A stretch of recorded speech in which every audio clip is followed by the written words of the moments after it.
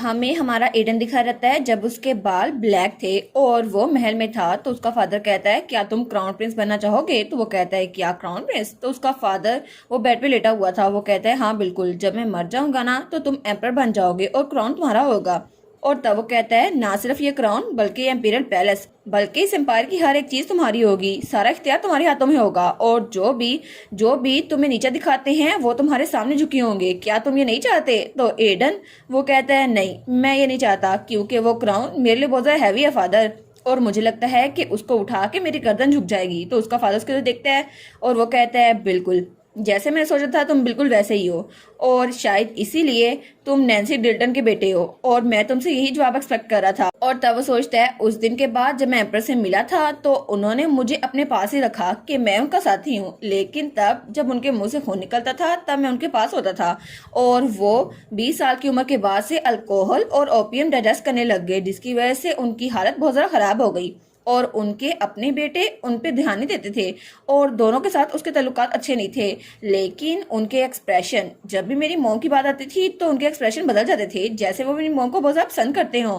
लेकिन फिर भी क्या फायदा कि वो इतनी शानो शौकत में रहते हों और उनके पास कोई भी ना हो जब वो मर रहे हों। मुझे ऐसी लाइफ नहीं चाहिए थी और मुझे उनके लिए बुरा भी लगता था। लेकिन फिर भी मैंने उनसे कहा मुझे क्राउन नहीं चाहिए, लेकिन तब वो वहां खड़ा था और दरवाजे के साथ सर टकाया हुआ था। वो सोचता है मैंने उस वक्त जो डिसीजन लिया मुझे उस पर रेग्रेट हो रहा है। मुझे गोल्ड में कोई इंटरेस्ट नहीं था, ना ही पूरे एम्पायर में रूल करने में, ना ही लोग को अपने सामने झुकाने में। लेकिन जब मुझे एंजी ने कहा ये फॉर्म ऑफ ग्रीटिंग थी तो मुझे लगा शायद मुझे ये सब कुछ सीख लेना चाहिए था ताकि एंजी के सामने मैं कुछ कर सकता, और ये तो नंबर्स के दरमियान बहुत ज्यादा कॉमन है ना। और तब अपनी मुट्ठी बंद करता कहता है तो फिर जरूर उसने अपने फियांसे के साथ भी ये किया होगा, है ना? फिलिप कार्डिनल, मेरा बड़ा भाई जो कि क्राउन प्रिंस था, वो हमेशा मुझे नीचे दिखाया करता था, लेकिन वो हर वक्त मुझ पे अपना हुक्म चलाता रहता था कि तुम किस तरह बोरिंग हो ना, और मुझे उससे कोई शिकवा नहीं था। लेकिन अब मैं इमेजिन कर रहा हूँ तो फिलिप और प्रिंसेस इकट्ठे वो कैसे लगते होंगे ना। और मुझे पहली बार फिलिप की पोजीशन से जलन होना महसूस हुई है, क्योंकि प्रिंसेस पहले फिलिप की फियांसे थी, मेरी नहीं। लेकिन अगर उनकी पहली शादी हो रहती तो मैं भी उनमें अफेक्शन बढ़ जाती, और मैं ये नहीं चाहता था। लेकिन अगर मैं उस क्राउन को ले लेता तो हमारी शादी उस शैबी से हाल में ना होती, बल्कि हमारी शादी बहुत ज्यादा शानदार होती और वो भी बहुत ज्यादा खुश होती। और तब वो अपनी मुट्ठी बंद करता है, लेकिन तब वो सोचता है मैं कर ही क्या सकता हूँ, और अपनी मुट्ठी खोल लेता है। और तभी वो एक तरफ देखता है, वो सोचता है मैंने ये सारी मेहनत सिर्फ उसके लिए की, और वहां पे वो सनफ्लावर्स थे जो उसने चुपके से उगाए थे ताकि एंजी को बुरा न लगे अगर उसके सनफ्लावर मुरझा जाए तो तब वो सोचता है जब से एंजी मेरी जिंदगी में आई है मेरी जिंदगी पूरी की पूरी बदल गई है, लेकिन अब मैं क्या कर सकता हूँ। और तब हमें अगले दिन का सीन दिखा जाता है। तो तब वो कहता है हम लोग इस वीकेंड टाउन ना जाएं? वो कहती है वीकेंड पे? तो वो कहता है हाँ बिल्कुल, सैटरडे को मार्केट खुली होती है तो मुझे लगता है हमें वहां जाना चाहिए। तो तब वो कहती है फिर ठीक है, तो मैं तुम्हें पा पी और पू के पैसे दे देती हूँ। वो कहता है मैं तुम्हें पहले ही बताया था, उनको मैंने अपनी मर्जी से नहीं बेचा। तो वो कहती है तुम तो तब से मना किए जा रहे हो। तो अब वो चाय पी रहा था आराम से। वो कहता है अच्छा ठीक है, उसके अलावा तुम उस लेटर का इंतजार कर रही थी ना, तो मुझे लगता है तुम्हें वो भी जाके देखना चाहिए। वैसे भी तुम इतनी खुश नहीं लग रही। वो कहती है कि नहीं नहीं, ऐसा कुछ भी नहीं है, मैं सिर्फ इसलिए खुश नहीं थी क्योंकि मुझे पता नहीं है मुझे क्या कपड़े पहनने हैं। वो कहता है कपड़े? और वो सोचता है अरे हाँ, इसके पास जो भी कपड़े हैं वो मेरी मोम के हैं और वो तो बहुत ज्यादा पुराने हो गए हैं। लेकिन वो सोचता है जैसे ही हम लोग टाउन में जाएंगे ना मैं प्रिंस के लिए नए कपड़े खरीदूंगा और ये तो प्रैक्टिकल होगा ना उनके टेस्ट के हिसाब से। तो तब वो कहता है अच्छा वो ड्रेस, लेकिन उसे मिसिस मैक की बात याद आती है, एक सरप्राइज इमोशंस को इवोक करता है। वो सोचता है मिसिस मैक ने यही कहा था तो मुझे उनकी बात माननी चाहिए। तो एंजी कहती है क्या? वो सोचता है मुझे ड्रेस मेकिंग शॉप पे जाना होगा और तब वहां पता करना होगा कि एनजी को किस तरह के कपड़े पसंद है। मैं तो शर्ट और पैंट पहनता हूँ लेकिन मुझे वुमेन ड्रेसिंग के बारे में कोई सेंस नहीं है। तो तब वो कहते हैं तुम्हें क्रीम चाहिए? वो कहता है हाँ हाँ चाहिए। और वो सोचता है मैं बाद में मिसेस मैक्स से पूछ लूंगा। और तब उन्होंने खाना खा लिया था और वो बर्तन धोने लगता है। तो एडन कहता है दोपहर के खाने के बर्तन तुमने धोए थे तो अब ये मैं धो लेता हूँ। वो कहती है लेकिन वो तो मैंने मिसेस मैक के साथ धोए थे ना। वो कहता है कोई बात नहीं, तुम चल जाओ यहाँ से। तो तब वो हंस जा रही थी और वो उसको जाते हुए देखता है। तो वो सोचता है क्या ये काफी था? लेकिन उसने मुझे सिर्फ थैंक यू बोला, पिछली बार की तरह थैंक यू क्यों नहीं बोल सकती? और वो थोड़ा ब्लश करने लग गया था। वो सोचता है नहीं नहीं, मुझे चीजें रश नहीं करनी चाहिए। अगर मैंने अभी प्रिंस से कह दिया कि मैं उनको पसंद करता हूँ तो मे भी उनको बुरा लगे क्योंकि हमें साथ रहते हुए कुछ महीने ही हुए ना।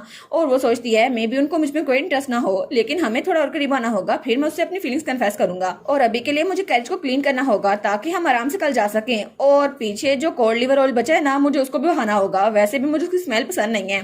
और पापी और पू उनको भी उससे नफरत थी। आई गेस कि मेरे पास कोई चॉइस नहीं है उनको फेंकने के अलावा। लेकिन तब वो बोतल के पास आता है तो वो बोतल आधी खाली थी। वो कहता है क्या ये बोतल पहले से जरा खाली लग रही है, हालांकि मैंने इसको जरा इस्तेमाल नहीं किया, लेकिन ये खाली कैसे हो गई। तब हमें अगले दिन का सीन दिखा रहता है जब हमारी हीरोइन पापी और पू के पास आई थी। तो वो कहती है मेरी बात सुनो तुम तीनों, ठीक है सर एडन की बात सुनना और तुम लोग को हेल्दी रहना होगा, ठीक है। और मुझे बहुत ज्यादा खुशी हुई कि तुम लोग को बेचा नहीं गया। और वो सोचती है सर एडन को मेरी वजह से कितना रफ टाइम मिला था ना, हम तो पहले लड़ते रहते थे लेकिन तब तो उनको भी बहुत गुस्सा आता था मुझ पे क्योंकि मुझे कोई काम नहीं करना आता था। और एक बार तो उन्होंने मुझे डांटा भी और मैं तो यहाँ से भागने की कोशिश भी करने वाली थी।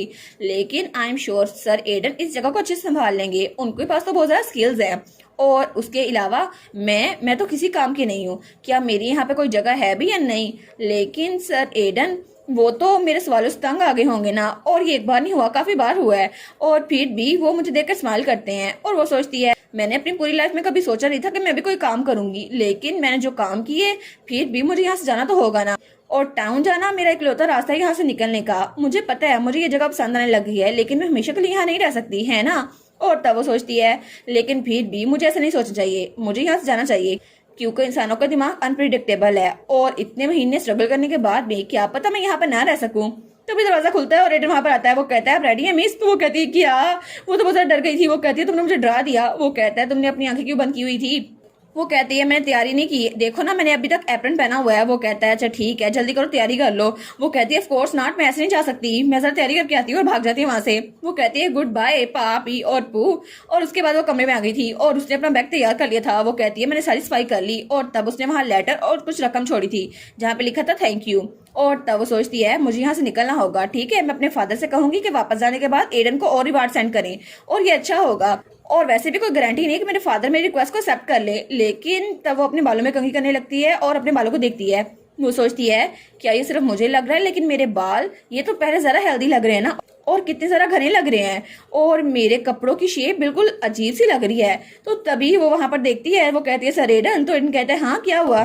तो वो कहती है क्या आप मेरे कमरे के बाहर इंतजार कर रहे थे। वो कहता है हाँ मैंने सारी तैयारी कर ली है। तो वो कहती है जरा इधर आए ना, मुझे आपकी थोड़ी हेल्प चाहिए। वो कहता है अच्छा कौन सी हेल्प चाहिए। तो वो कहती है मैंने आपको कहा मुझे यंग मिस्टर कहा करें, मेरी जरा हेल्प कर दें, कोर्सेट को थोड़ा क्लोज करना है और इस स्ट्रिंग को थोड़ा सा टाइट करना है। तो वो कहता है क्या तुमने फिर से ये पहन लिया। वो कहती है हाँ मैं ऐसे तो नहीं जा सकती ना मार्केट में, और जरा मुझे इसको बांधना होगा। वो कहता है क्या नहीं मैं ये नहीं कर सकता। वो कहती है फिर क्या हुआ, मैं टाउन में ऐसे मोटे कपड़ों के साथ नहीं जा सकती ना कि जरा बुरी लगूंगी मैं। और तब वो अपने आप को शीशे में देखती है। वो सोचती है क्या मैंने बहुत ज्यादा वजन गेन कर लिया है। लेकिन वो कहती है सर एडन अपनी आंखें खोले। वो कहता है अच्छा तुमने सारे कपड़े बदल लिए। तो वो कहती है नहीं ऐसा कुछ नहीं है, मैं तो आपको बस ये पूछने वाली थी क्या मैं मोटी लग रही हूँ। तो वो कहता है क्या मोटी। तो वो उसको देखता है। वो कहता है मुझे नहीं पता। तो वो तो बड़ी परेशान हो गई थी। वो कहती है अच्छा तो वो टेप मेयर कहाँ है घर में जो थी। तो एडन सोचता है उसको तो मैंने झोले में जला दिया था। वो कहता है नहीं हमारे घर में कोई टेप मेयर नहीं है। तो वो कहती है लेकिन मुझे लगता है कि मेरे पेट के ऊपर थोड़ी स्किन आ गई है, लगता है मैं मोटी हो गई हूँ। तो अगर मैं टाउन में जाऊंगी ना हर कोई मुझसे नफरत करेगा क्योंकि मैं इतनी मोटी हो गई हूँ। तो तब एडन उसके कंधे पे हाथ रखता है। वो कहता है नहीं कोई भी तुमसे नफरत नहीं करेगा। और तब वो कहता है जरा शीशे में अपने आप को देखो, मुझे लगता है कि तुम ऐसी भी बहुत ज्यादा प्यारी लगती हो। तो वो कहती है आप झूठ बोल रहे हैं। वो कहता है नहीं मैं सीरियस हूँ। और जरा खुद को तो देखो, इंसानों के ऊपर गोश्त होता है, जरा देखो मेरे हाथ मेरे बाजू पे भी तो गोश्त है ना, सारे इंसान ऐसे ही होते हैं। और तुम्हारे गाल यहाँ पे भी तो गोश्त है ना, तुम अच्छी लगती हो। वो कहती है लेकिन आखिर क्यों, मुझे इतना मोटा होना नहीं था ना। वो कहता है ठीक है लड़कियां पतली होकर इतनी भी अच्छी नहीं लगती। तो एंजी कहती है आप कह रहे हैं पहले अच्छी नहीं लगती थी। वो कहता है नहीं पहले भी तुम बहुत ज्यादा अच्छी लगती थी। और तब वो थोड़ा सा ब्लश कर रहा था। तो वो कहती है सर एडन आपके कान लाल हो गए हैं। तो वो कहता है क्या। तो हमारी एंजी हंसने लग जाती है। तो वो कहता है ठीक है जो करना है करो और जल्दी बाहर आ जाओ। तो हमारी एंजी उसको जाते हुए देखती है और तब वो मुड़ती है और शीशे में अपने आप को देखती है। वो सोचती है अब मैं शीशे में देख रही हूँ तो मैं खूबसूरत लगती हूँ है ना, क्योंकि सर एडन ने कहा था। और तब वो भी दरवाजा बंद करके वहां जा चुकी थी क्योंकि उन्हें टाउन जाना था और एंजी ने वहां टाउन से कैपिटल जाना था अपने फादर के पास। लेकिन क्या वो जा पाएगी। और इसी के साथ ये वाला पार्ट यहीं पर ख़त्म। तो आप लोग बताइएगा आप लोग को ये पार्ट कैसा लगा, और वीडियो को लाइक और चैनल को सब्सक्राइब लाजमी कीजिएगा। बाकी वीडियोस का लिंक भी स्क्रीन पर नज़र आ रहा होगा तो काइंडली उनको भी चेकआउट कर ले। और thank you so much for watching my videos. Stay safe, bye bye.